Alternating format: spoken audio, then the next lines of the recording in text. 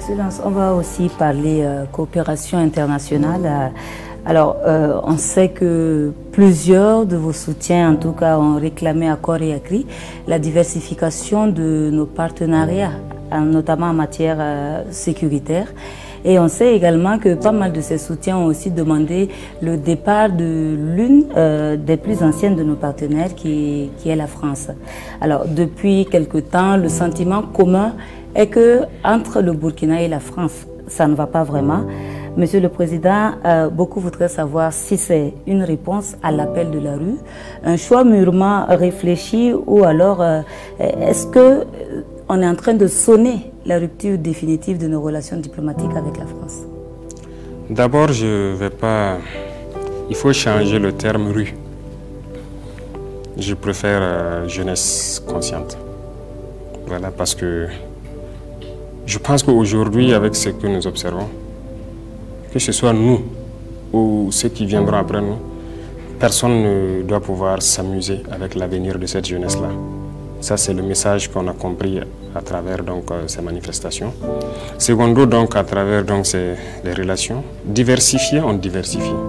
Vous l'avez remarqué, il y a plusieurs missions qui ont été effectuées, d'autres sont à venir, pour vraiment scruter d'autres horizons. Parce que nous voulons des partenariats, comme on aime le dire, gagnant-gagnant, franc.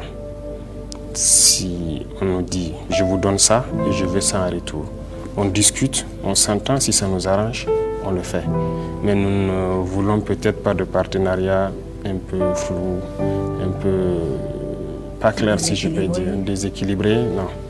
Donc c'est ça. Donc ce qui fait qu'on recherche beaucoup d'autres partenaires dans cette lutte-là. Mais il n'y a pas une dent contre un partenaire particulier ou une haine contre un partenaire particulier.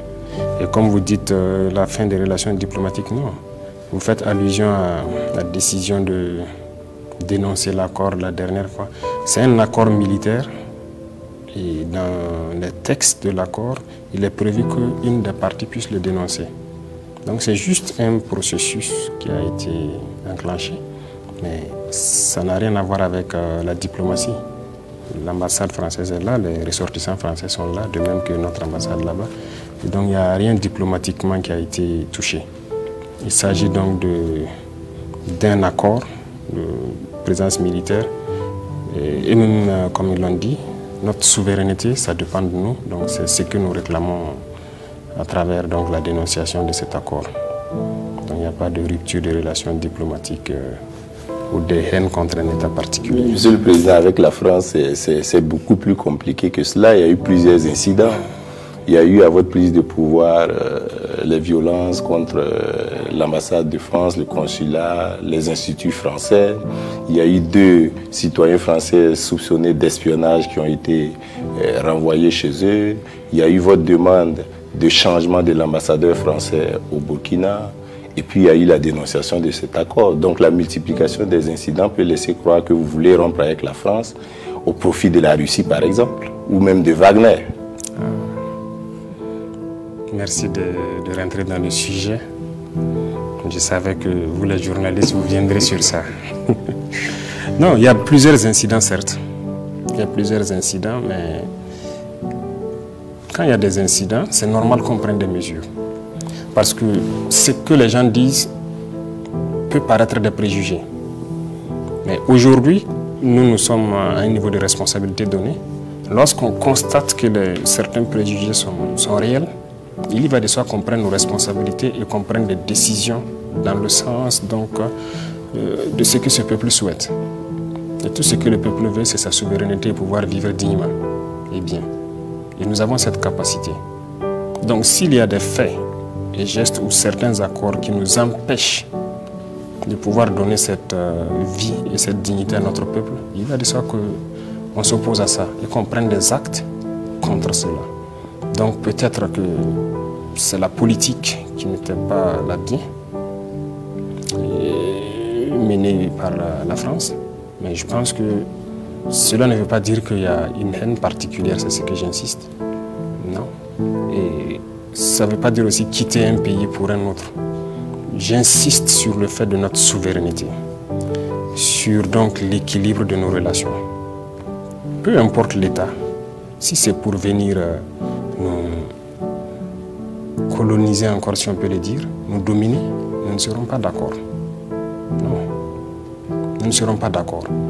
Les gens voient le virement vers la Russie, pas forcément de façon politique, si je peux dire, parce que nous ne sommes pas des politiciens. Nous sommes là pour une mission, c'est la sécurité. La sécurité, c'est la mission première. Dans cette sécurité, la situation qui est arrivée le 30, ça se trouve être anticonstitutionnelle, donc antidémocratique pour certains. Et le recrutement des VDP se trouve être contraire aux lois de certains États. Donc, subitement, on se retrouve à nous refuser donc, un certain nombre de choses, notamment les équipements militaires et tout. Alors, si on ne veut pas nous permettre d'acquérir des équipements dans tel pays, on va aller dans d'autres pays. On va l'acquérir. Ce n'est pas la première fois que je le dis.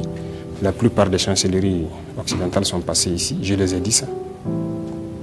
Donc, qu'on nous permette de pouvoir nous équiper et de faire la guerre. Parce que nous n'allons pas nous asseoir et regarder notre peuple mourir. Ça, jamais. Sinon, pourquoi on serait venu? Donc, ça impose qu'on scrute d'autres horizons, rien que le côté militaire. Et le volet économique aussi, c'est important, parce que ça accompagne la guerre. Il faut nouer d'autres partenariats pour avoir certains avantages. Tout ce qui peut avantager ce peuple, nous sommes partants. Mais tant qu'on n'a pas des avantages dedans, on n'est pas partant. Comment vous arrivez à faire ce que vos prédécesseurs ne pouvaient pas faire parce qu'ils avaient les mains liées? Les mains liées, vous dites? C'est vous qui l'avez dit dans votre discours. Vous avez dit, nous n'allons pas faire la fête de l'indépendance, nous avons les mains liées, nous ne sommes pas souverains. Ok, vous parlez de cette main liée. Oui, et vous dénoncez des accords que vos prédécesseurs n'ont jamais eu le courage de dénoncer. Comment vous faites? D'accord. Ça tombe bien que je ne suis pas dans une posture de diplomatie. Il faut avoir peut-être souvent le courage de faire certaines choses. Mais tout le monde n'a pas forcément ce courage. Nous avons un idéal pour le pays. Nous avons un idéal que nous avons développé depuis très longtemps. Et nous rêvons de quelque chose pour ce pays. C'est ce qui nous a amené à prendre ce risque. C'est le plus gros risque que je peux dire qu'on puisse prendre dans l'armée. On a pris le risque parce qu'on a des idéaux, on a un rêve pour le pays. Il n'y a pas de raison qu'on prenne ce risque et que, étant maintenant devant les faits accomplis, qu'on ne puisse pas prendre des décisions courageuses allant dans le sens de ce que nous avons comme rêve. Donc, le peuple a des aspirations, ça se trouve être nos aspirations. On prendra toujours des décisions qui vont dans ce sens. Les prédécesseurs, peut-être que pour des raisons politiques, comme c'était, comment je vais dire, c'est la démocratie. La politique politicienne? Je ne connais pas la politique, mais la manière de la faire, je ne sais pas. Ils n'avaient pas peut-être ce courage de le faire.